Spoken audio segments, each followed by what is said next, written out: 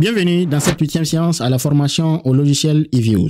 Nous allons voir étape par étape comment corriger les problèmes d'hétéroscédasticité dans un modèle de régression multiple au sein du logiciel eViews.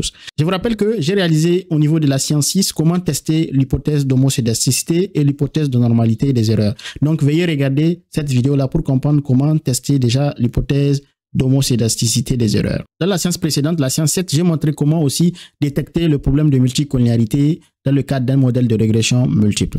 Dans tous les cas, tous les liens sont en description de cette vidéo. Je vous rappelle le modèle de régression multiple que nous avons estimé dans les séances précédentes. Nous voulons expliquer en fait la variable wage, la variable salaire, à partir de la variable education et nombre d'années d'expérience. Donc, wage ici, c'est la variable que nous voulons expliquer, d'accord? C'est la variable à expliquer. La variable éducation et la variable nombre d'années d'expérience sont les variables explicatives. Nous allons voir comment estimer rapidement le modèle. La première des choses que vous devez faire, c'est d'importer la base de données. Dans tous les cas, le lien se trouve en description de cette vidéo. Vous allez en fait importer la base de données en cliquant sur File. Vous allez voir Import. Vous cliquez sur Import from File. Vous allez vous diriger dans le dossier qui contient la base de données. Pour moi, la base de données se trouve au niveau de eViews Courses. Je clique sur ça. Ça, c'est la base de données. Je clique sur ça, le nom apparaît. Lorsque le nom apparaît, vous pouvez cliquer sur Ouvrir. Vous allez voir, ici, c'est de préciser la feuille qui contient la base de données. On a une seule feuille. On va cliquer Suivant. Gardez ici la valeur 1. Headerline égale à 1. C'est pour préciser que la première ligne, c'est le nom des variables qui se trouvent là-bas. Donc, vous allez garder ça ici. 1 ici. Vous cliquez Suivant. Suivant. Finish. Non. La base de données vient d'être importée. Maintenant, je vous montre comment estimer le modèle de régression multiple. Vous avez deux méthodes. Soit vous cliquez au niveau des Quick. Vous allez voir ici Estimate Equation. Vous cliquez sur ça. Vous allez voir cette interface. Vous allez donner dans un premier temps le nom de la variable que vous voulez expliquer. Ça s'appelle wage. C'est la variable qu'on veut expliquer. Vous mettez de l'espace. Vous mettez la constante C. C'est la constante qui se trouve dans le modèle C. C'est ça ici. Donc, vous donnez ça. Après, vous mettez de l'espace. Vous allez donner la variable education. Il ne faut pas vous tromper. C'est education. Et vous avez aussi, vous allez mettre de l'espace et vous allez donner la variable expérience. Dès que vous commencez à écrire le nom apparaît, il faut double-cliquer le nom, en fait. En ce moment, une fois que vous donnez le modèle, d'accord, vous allez cliquer OK. Vous allez voir l'estimation. Vous avez les résultats du modèle de régression multiple qui vient d'être estimé. On va tester rapidement l'hypothèse d'homocédasticité des erreurs. Regardez la séance 6 pour avoir plus de détails.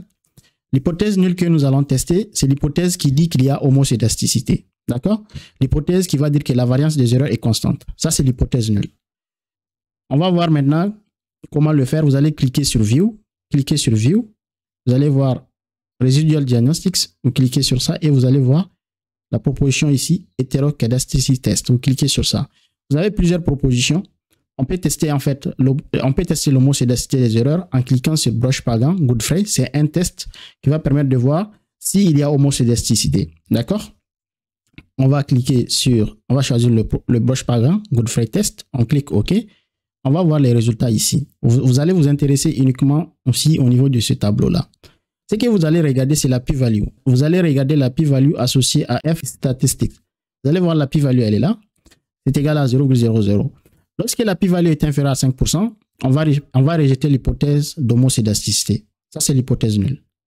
L'hypothèse nulle dit qu'il y a homocédasticité, c'est-à-dire la variance des erreurs est constante. On souhaite accepter cette hypothèse, mais malheureusement, on ne peut pas accepter ça parce que la p-value est inférieure à 5%. Donc, on rejette cette hypothèse-là. Lorsqu'on rejette l'hypothèse d'homocédasticité, on va dire qu'il y a problème d'hétéroscédasticité. C'est le contraire d'homocédasticité. Donc, on a un problème d'hétéroscédasticité. Donc, les erreurs ici n'ont pas une variance constante. Donc, on a un problème d'hétéroscédasticité. Comment corriger ça? On a deux méthodes. D'accord?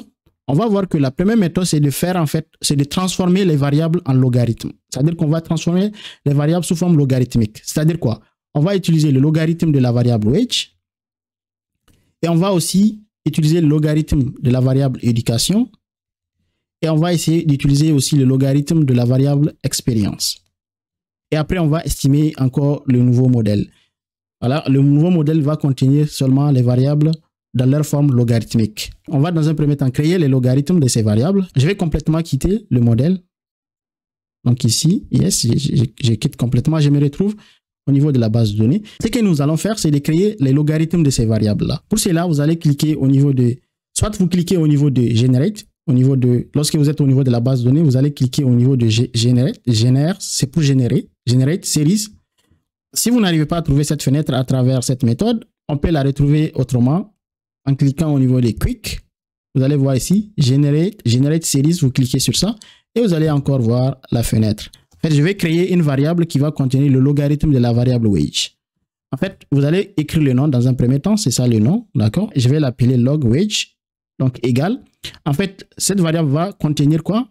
Log de quoi? Log de la variable wage. En fait, ce que je fais, c'est que j'ai utilisé la fonction log, ici, log. À l'intérieur de la parenthèse, vous allez mettre la variable pour laquelle vous voulez calculer le logarithme. Donc, je vais utiliser log wage. Et là, le nom de la variable qui sera créée s'appelle log, comme ça, log wage, de cette façon. Et je clique OK. Vous allez voir déjà la variable vient d'être créée. Si je double-clique, vous allez voir la variable. OK? Je vais reprendre, je vais quitter ici. Je reprends, je calcule maintenant le logarithme de la variable education. La variable éducation. Donc, je vais faire ici, cliquer Generate Series à partir d'ici ou bien au niveau des Quick. Je vais faire pareil. Je vais appeler ça ici log avec ici tiré de 8 éducation. J'ai mis, attention, il ne faut pas mettre de l'espace. Vous pouvez mettre en fait, si vous voulez, le tiré de 8, voilà, underscore, le tiré de 8 et vous mettez ici éducation. C'est juste un nom que j'ai donné. Donc, je vais dire ça, c'est égal. Également, je vais faire log. C'est log de quoi? Entre parenthèses, éducation. En fait, ça va calculer le logarithme de la variable éducation et je vais avoir la nouvelle variable qui va s'appeler log education égale. On me dit log of non-positive number missing data generated. C'est juste pour me préciser qu'il y a une valeur qui est nulle ou bien qui est négative. Ça veut dire que dans ma base de données, dans la colonne de la variable éducation, il y a une valeur qui est négative ou bien qui est égale à 0. Donc, il va considérer cette valeur comme valeur, tout simplement valeur manquante. Dans tous les cas, ce n'est pas un souci. Vous cliquez OK. Donc, il va juste l'ignorer et il va créer en fait cette variable-là. Log education, je double-clique. Vous allez voir ça, c'est le logarithme de la variable éducation. Je clique ici au niveau de ce croix-là, ici, juste pour revenir au niveau de la base de données de départ.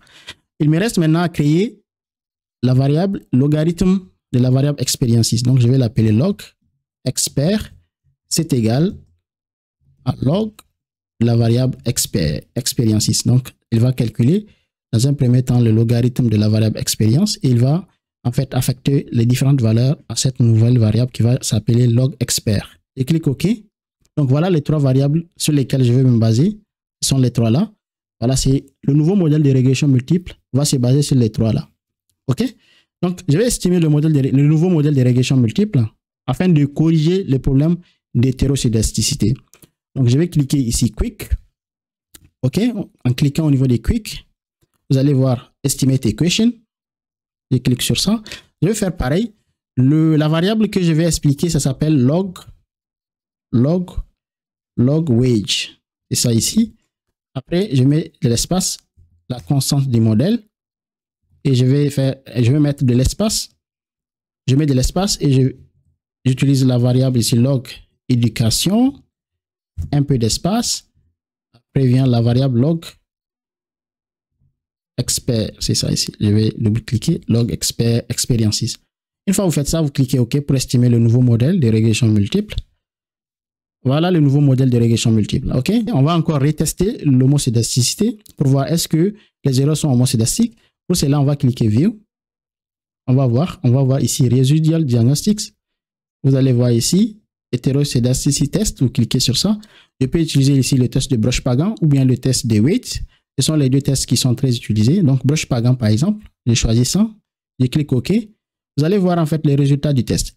Encore une fois, on a la p-value associée à la F statistique. La p-value est inférieure à 5%. On a essayé de corriger avec l'utilisation de cette méthode, mais malheureusement, on a encore en fait le problème d'hétéroscédasticité. Parce que ici, l'hypothèse nulle est rejetée. L'hypothèse nulle est rejetée. Donc, les erreurs, encore une fois, ne sont pas homocédastiques. C'est-à-dire que la variance des erreurs n'est pas constante, malheureusement. On vient de rejeter l'hypothèse nulle. Donc, on a toujours le problème d'hétéroscédasticité. Donc, cette méthode ne nous a pas suffi pour corriger le problème d'hétéroscédasticité. Lorsque cette méthode ne marche pas, il faut passer à la deuxième méthode, qui est une méthode qui va modifier la matrice variance-covariance des coefficients associés à ces variables-là. OK? OK, on va reprendre en fait, on va reprendre le modèle de base, le modèle de départ sans le logarithme. On va essayer d'utiliser la méthode qui va consister à faire recours à des méthodes qui sont au niveau du logiciel EViews. Ce sont des méthodes construites, ce sont des méthodes qui sont construites au niveau du logiciel EViews. On va utiliser maintenant. C'est la deuxième méthode. Si cette méthode ne marche pas, on va passer à la deuxième méthode. Pour cela, on va estimer encore le modèle de régression multiple sans l'utilisation des logarithmes. C'est-à-dire que nous allons utiliser les variables telles qu'elles sont, sans l'utilisation des logarithmes. Et après, nous allons voir la deuxième méthode, comment corriger le problème de hétéroscédastie. Cette première méthode ne nous a pas aidé, malheureusement. On va voir. Donc, je vais quitter complètement le modèle que je viens d'estimer. Je vais quitter ça. Et quitte ça. OK. Donc, je vais supprimer derrière les variables que je viens de créer. Pour supprimer, il suffit de sélectionner les variables. Vous faites clic droit. Vous allez voir quelque part, delete. Vous cliquez delete. Yes. Yes to all. Voilà, les variables que j'ai créées tout à l'heure, je viens de les supprimer. Je vais garder en fait les variables de départ. OK? On va estimer le modèle de régression. D'accord? De départ. Quick. Vous cliquez sur Quick. Estimate equation. Donc, je vais utiliser la variable wage. Espace. La constante. La variable education. Espace. Experiences. Une fois que je fais ça, j'estime le modèle. Ça, c'est le modèle de départ, en fait. Le modèle que j'ai estimé qui souffre de problèmes d'hétéroscédasticité. Je vais cliquer ici au niveau des frises. En fait, j'ai besoin de ce résultat. Vous cliquez ici sur ce petit carreau. J'ai besoin de ce résultat-là. Maintenant, je vais vous montrer le résultat lorsque je vais corriger le problème d'hétéroscédasticité. D'accord? Maintenant, on va corriger. Donc, ce résultat-là, je le garde juste pour comparer, en fait, par rapport au résultat que je vais trouver après correction d'hétéroscédasticité. Vous allez cliquer encore ici. Vous allez cliquer ici. Lorsque vous avez estimé le premier modèle, d'accord? Vous allez cliquer Estimate. En fait, c'est le modèle de départ, le modèle de base. Donc, je suis là, mais je vais apporter une modification qui va permettre de corriger le problème d'hétéroscédasticité. Vous allez cliquer au niveau de Options, d'accord? Lorsque la fenêtre ici apparaît, Options. Au niveau d'Options, vous avez ici Covariance méthode. En fait, cette méthode va essayer de corriger la matrice variance-covariance. OK? La matrice variance-covariance des coefficients associés aux variables explicatives. Donc, ce que vous allez faire, c'est de changer ordinary. Ça, c'est ordinary. Vous allez choisir les méthodes. Il y a plusieurs méthodes pour corriger. Il y a la méthode Huber-White, il y a la méthode HHC, c'est-à-dire New West, il y a la méthode Varios, il y a la méthode Cluster Robust. Moi, je vais utiliser la méthode Huber-White. D'accord? Et j'ai choisi ça. Donc, cette méthode va corriger le problème d'hétéroscédasticité. C'est une méthode pour corriger ça. Vous cliquez OK. En ce moment, vous allez voir un nouveau modèle qui sera estimé. Ça, c'est le modèle qui a été estimé à l'aide de la correction de problèmes d'hétéroscédasticité. Maintenant, je vais comparer les deux résultats pour vous montrer où se trouve la différence. Ça, c'est le résultat avant la correction. Ça, c'est le résultat après correction des problèmes d'hétéroscédasticité. La différence, en fait, entre ces deux va se manifester au niveau des écarts tubes des coefficients. Là où vous avez standard error. Par exemple, si vous regardez ici, par exemple, ça, ce que vous voyez ici, c'est l'écart tube du coefficient associé à la variable education. D'accord? Cet écart tube, si vous comparez ça par rapport à l'écart tube après correction, vous voyez en fait la valeur a changé. Vous avez vu, on est passé de 0,05 à 0,06. Et si j'ai fait la comparaison ici au niveau de l'écart tube du coefficient associé à la variable expérience, vous allez voir que son écart tube c'est 0,010 avant la correction. Et ça, c'est après la correction, c'est 0,19. OK? La différence n'est pas très significative. Il n'y a pas une grande différence, mais on voit que globalement, tous les écarts tubes ont changé. D'accord? Ça, c'est l'écart tube relatif tout simplement à la constante, bien sûr. L'écart tube de la constante. Ça, c'est avant la correction. Après la correction, c'est 0,86. Vous voyez, il y a des changements. En fait, cette méthode va consister à la correction de la matrice variance-covariance des coefficients. OK? En fait, le résultat que vous allez présenter, c'est ces résultats-là. Ça, c'est le résultat après correction. Vous n'avez pas besoin encore de retester, hein, parce qu'il y a certains qui vont vouloir tester le problème d'hétéroscédasticité encore. Vous n'avez pas besoin parce que si vous regardez ici, vous allez voir Huber-White, hétéroscédasticity consistent standard error and covariance. C'est pour vous dire que, en fait, on a appliqué cette méthode pour pouvoir corriger tout simplement la matrice variance-covariance des coefficients. Et du coup, ce nouveau modèle, c'est le modèle qu'il faut présenter. On regarde, on voit que, encore une fois, la variable education influence et la variable nombre d'années d'expérience également influence. Dans tous les cas, pour les gens qui veulent avoir plus de détails, J'ai réalisé une vidéo sur ça, ok, concernant comment interpréter les résultats en fait dans le modèle de régression multiple. Veuillez regarder les séances précédentes, vous allez mieux comprendre. On se retrouve très prochainement dans une autre séance. N'oubliez pas de vous abonner sur la chaîne YouTube et activer la cloche de notification pour que vous soyez informé dès que je publie une nouvelle vidéo.